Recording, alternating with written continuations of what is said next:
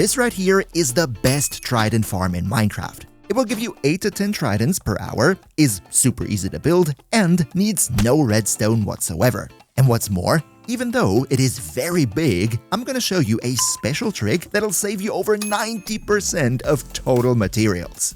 That's right, this right here is all we need and not a single block more. So let's jump right into it. Okay, first things first, this trident farm needs to be built in a river biome. The reason for that is that the spawn rates for drowned are just much higher here. Ideally, what you're looking out for is a large water space like the one that you see right here. Once you've found something similar, you just go into the middle of the water space and start building up by 137 blocks. You could do a 1x1 tower with ladders, but I personally prefer scaffolding. Once you've arrived up here, you're gonna make a little platform to stand on. Don't make it too big though, because we want to make sure that the entire farm later remains exactly above the water space under us. On your platform then, you start out by placing a double chest and then 4 hoppers all pointing into said chest. On top of the hoppers, we're then going to place 4 campfires. This is so that if you wanted to, you could later also AFK the farm. For the time being though, we're going to use a shovel to put them out. Next, place a couple building blocks around the base of the hoppers like I show right here.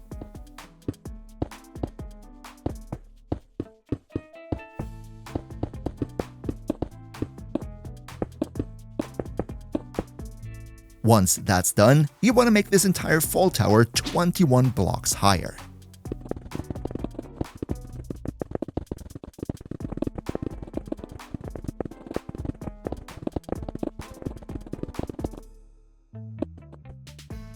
On top of this tower then, we place 2 temporary blocks and then 4 fence gates against them.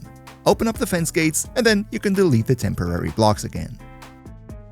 Okay, this next part is a bit different to all the other trident farms. What you want to do now is go up by 1 block and then build a ring around the outside like this. You're then going to go up by another block, build another ring around the outside, and so on and so forth until you've gone up by a total of 8 rings.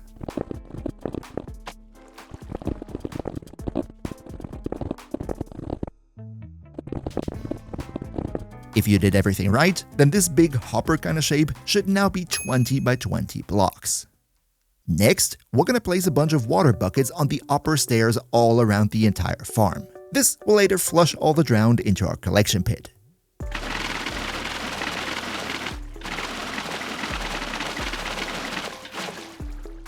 The outside of our big hopper that we just made, we now want to wall that in.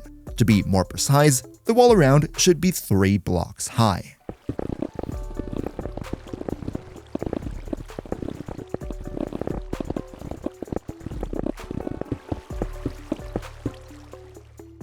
Okay, now comes by far the most tedious part of the entire build. It's not difficult or anything, it's just very annoying. First of all, build a line of temporary blocks like this over the opening of our hopper.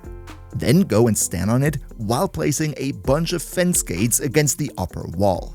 You're then gonna repeat this step until you have covered the entire opening of this big hopper. And once that's done, go and open up every single fence gate. Just by the way, if you wanted to, you could also use signs instead, but I personally find it very annoying to place so many signs against each other. Now, once this step with the fence gates is done, what we need to do is make this ginormous box of stone. And if you wanted to, you could just build it by hand with a whopping 90 stacks of building blocks. That's pretty crazy though, so let me show you how to do it without needing any of those at all. First of all, we need 2 rings of temporary blocks. One goes around the inside of our outer wall and one around the outside.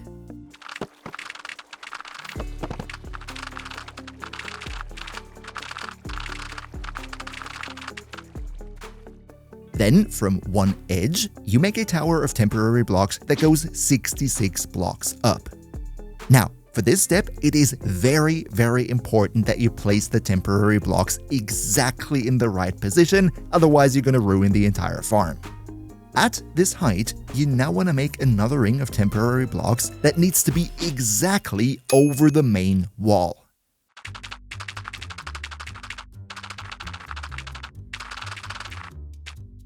Once that's done, make this ring 1 block wider to the outside.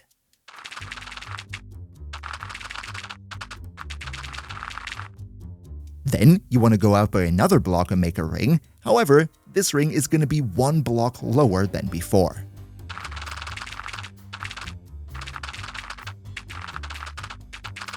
And once that's done, make 1 last ring around the outside that is 1 block higher again.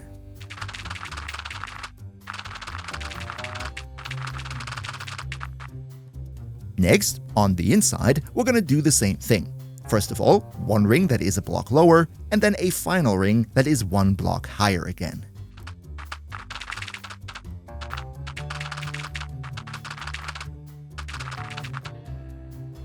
In the smaller inside ring, you're going to place down a couple of lava buckets.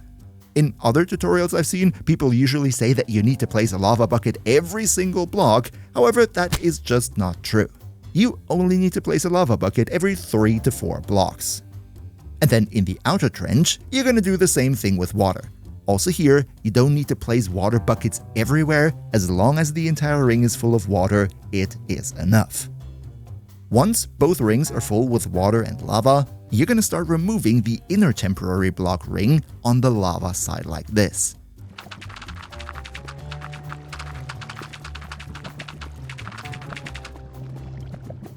This will then make the lava flow all the way down directly on top of the main wall. You're gonna have to wait a bit until the lava has made its way all the way to the bottom, and just in case you spot a gap in the lava curtain, then just go over to that location and place another lava bucket to fill it up. Once the entire lava has made it all the way down to the base of the farm, it's now time to delete the second layer of temporary blocks, which will then make the water flow down and turn the entire lava into cobblestone. And as you can see, you now successfully built a gigantic cube of cobblestone without needing a single block of cobblestone. Once this is all finished, you can fill up and delete all the temporary blocks at the top.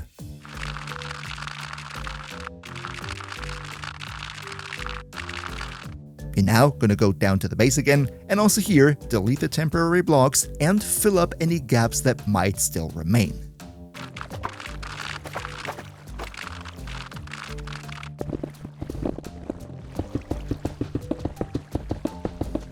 And now you're almost done. Just one more little step. Go back up to the very top of the farm and give it a roof out of temporary blocks that is 1 block lower than the maximum height.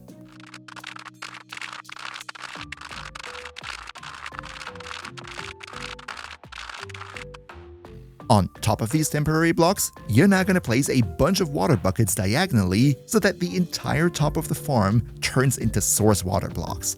And then you just go and delete all those dirt blocks again. The water is then going to flow down and fill up the entire farm.